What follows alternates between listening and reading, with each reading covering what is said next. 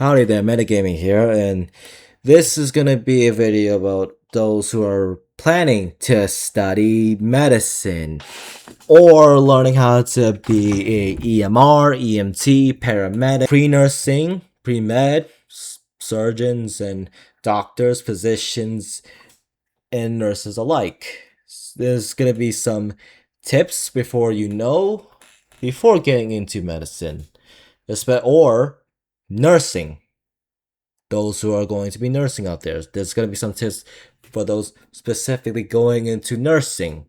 Alright, I'd rather not waste y'all's time, and I'd rather not be wasting time. So let's start with number 1. Knowing how to take care of yourself. You can't really take care of your own self, you can't really take care of the patient, and it's not really good. Not knowing how to take care of yourself and not really knowing how to take care of a patient as well is basically like a lifeguard not knowing how to swim.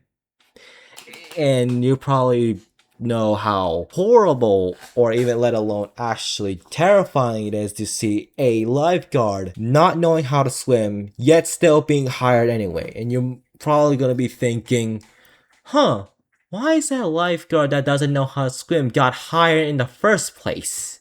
And also probably might be morbidly obese. What is that? What the? This is going to be an analogy of the same thing here as well. When you see a medical person that's completely not knowing on what to do as well, and they're completely hard to work with, uncoachable, and just Something. What you want? obese, and should be classified as a bariatric patient instead of a doctor or a health expert that's actually not fit for their duties as a doctor, physician, nurse, and to include EMT or whatnot. 2, because we gotta include our first responders as well. Shout out to y'all. Because y'all first responders are kind of the GOATs as well, not gonna lie.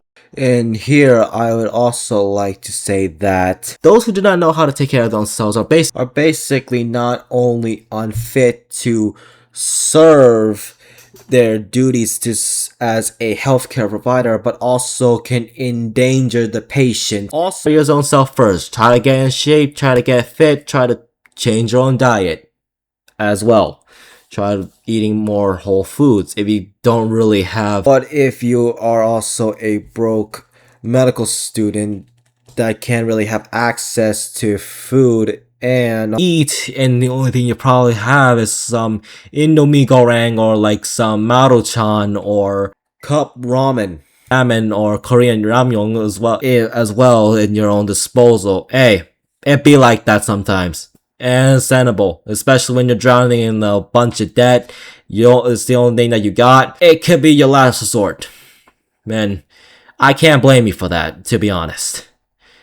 But if you also are going into a campus that actually does provide some food, try to take advantage of that as well. Which also leads me on to number 2. You gotta learn how to take advantage of the opportunities that you could have. For example, office hours with your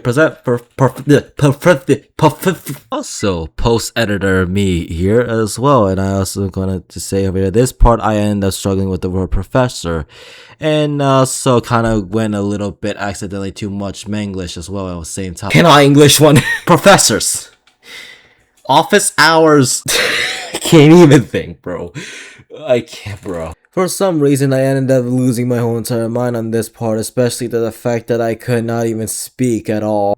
Within this part I was trying to say over here is that you can go ahead and take advantage of the cafeterias for food, the office hours within your own professors, and also clubs, activities, study groups, and have people to help you study other stuff that you need to learn about. If you're living on a university, use that to your own advantage. If you're going into college or a community college, you can use a college. If you're going to a faraway college, try to use the advantage of the college you can. If you're going to a community college that's probably nearby your house, you're probably going to be ending a lot more set, and maybe at least you still being probably in debt, but hey, it's gonna be a lot less. It's gonna be a lot more cheaper to at least not be in debt and to go into a community college, or like for nursing example, or some.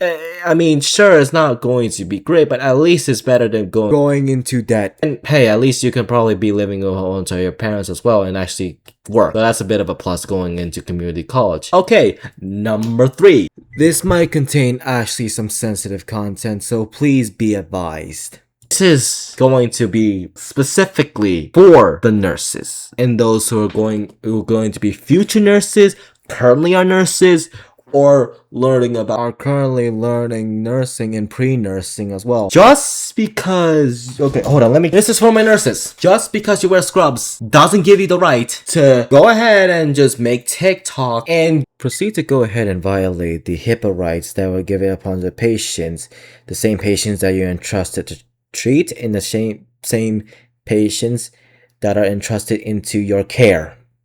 Please, stop making TikToks, stop making Instagrams, and stop trying to make these cringy dances for the sake of your own co-workers. You wear scrubs to save lives as you work up onto a hospital. You're not there to look sexy or anything just because you want to look good for your Instagram or TikToks or trying to make yourself look like a good person. It's pride. Please, for the love of your co-workers, just stop doing these things. There's already been videos of nurses already getting into trouble because they decided that they wanted to record themselves without blurring the patient's face. Please.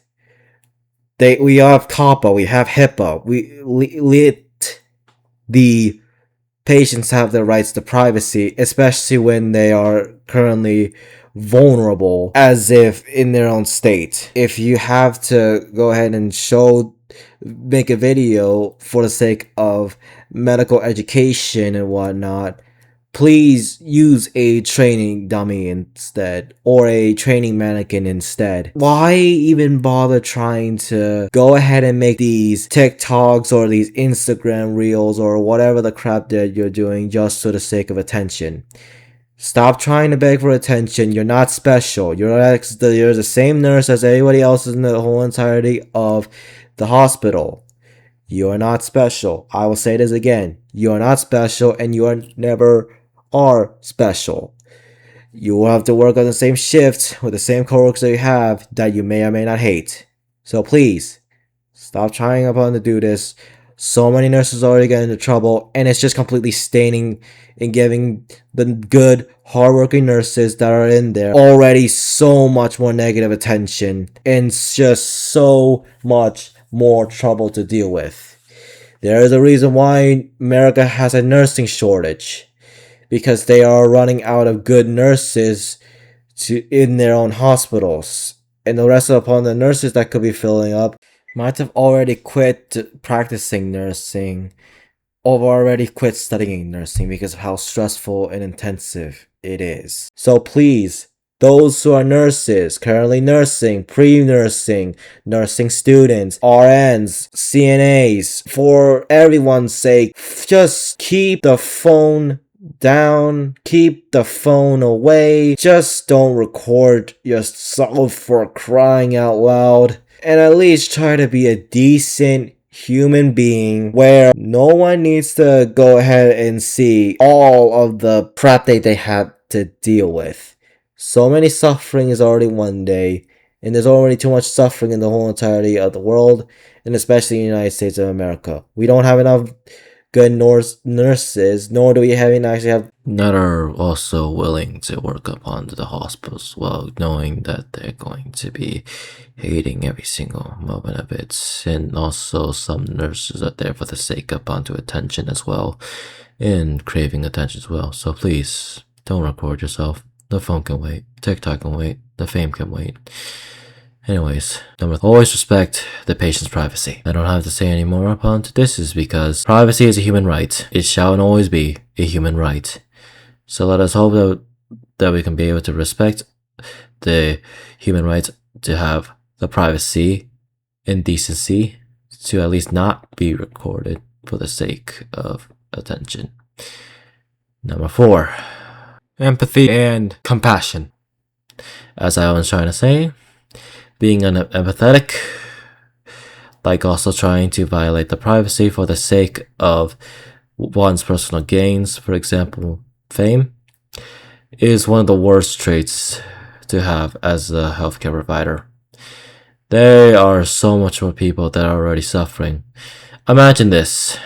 You are carrying a child, a sickly child that is dying of a bad illness, and the mother looks at you with tears in her eyes. Would you really then film yourself because in TikTok saying, I'm a good person, look at me? Will you be there comforting them and helping them? That is something that you must learn. Empathy, though it is hard to master, and it sure is to this day, is the most important thing. Number 5, the final thing I want to say, always try to stand up for what is right and do the best that you can. Not all of us are perfect. All of us will make mistakes someday. Some people make mistakes inevitably. Some made mistakes more than ever. It's better to learn your mistakes in false scenarios than to see into actual emergencies where a person could either survive or not. It is on your hands as well. It's in your hands. Their lives in your hands.